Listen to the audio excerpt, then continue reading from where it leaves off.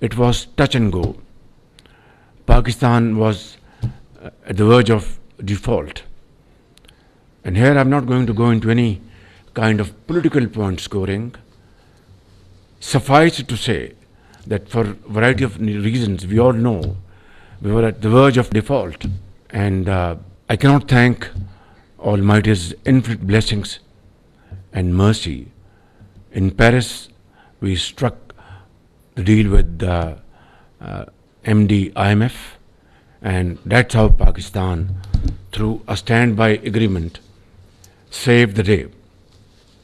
And then this year, through very comprehensive dialogue with IMF, our government has been able to get this 37-month-long program approved by IMF in September this year. And one main thing is clear, that it had to bring more hardship to the people of Pakistan. Well, we had no choice. And I pray to God Almighty that let this be the last time we would ever engage with IMF, and never again. Easier said than done. It requires a very comprehensive plan. I'm inshallah going to unroll it in the next few days. Had it not been for these dharnas and chaos in Islamabad, I would have done it a few days earlier. But plans, we have seen plans over 76 years in our history. Brilliant plans. But what was missing was the will to do, the will to implement it in letter and spirit.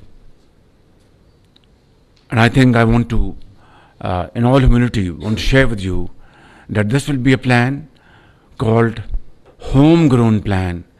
And I want to make this categorical statement before this august assembly of brilliant Pakistanis, and through these cameras to the four nook and corner of Pakistan, to 250 million Pakistanis, that I will do my best along with my colleagues to implement this plan in letter and spirit and transform Pakistan's economic landscape.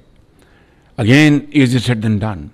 It would require blood and sweat, a journey, a long journey, a thorny journey of hard work and untiring efforts. Ladies and gentlemen, another point I'd like to mention, that today, other than our economic challenge, is our security challenge. And this is staring in our faces like never before. We all know, and I think our memories are refreshed with those stories of gallantry and brave soldiers of Pakistan Army, law enforcing agencies, civilians, politicians, doctors, nurses, skilled workers, children, mothers, from every walk of life. People sacrificed to defeat terrorism, and it was something, a challenge which was really one of the toughest challenges in our history. But during PM Nawaz Sharif's government, Pakistan, brave armed forces, law enforcing agencies, Pakistan's brave people, traders, doctors, engineers, politicians, they defeated this menace hands down. But in the process, the nation paid a huge price. 80,000 people were martyred. And our economic losses touched a figure of $130 billion. Of course, we got a fraction of these losses. When I say fraction, I believe not more than 10 or 15%. The rest Pakistan had to bear from its scarce resources, its own coffers, and we didn't have the space to bear this huge loss. But what an irony of fate, that this monster has come back. It is showing its ugly face again.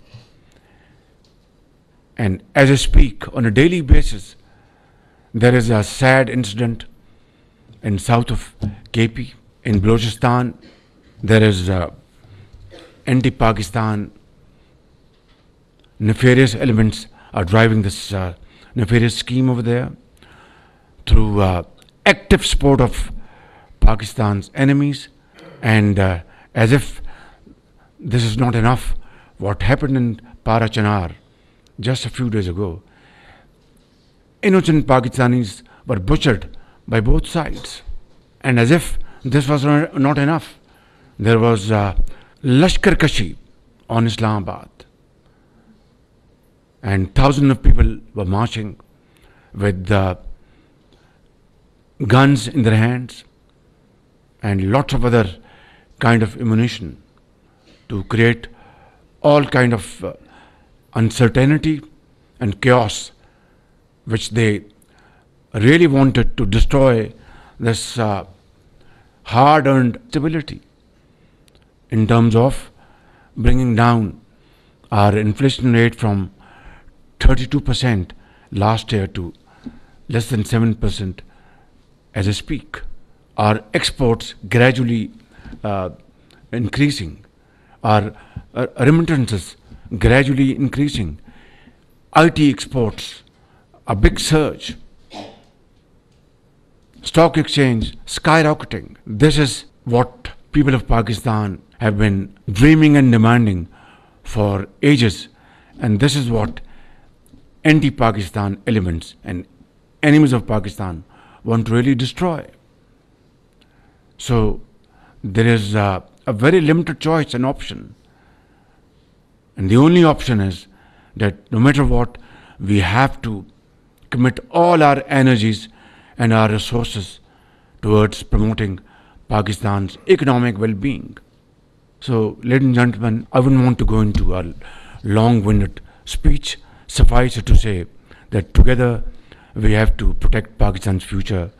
Together we have to march forward, and this can only happen through unity of thought and action. Pakistan Paindabad.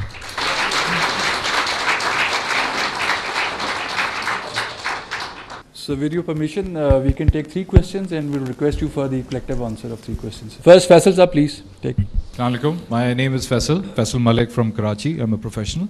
So what is our plan for an equitable sort of resource allocation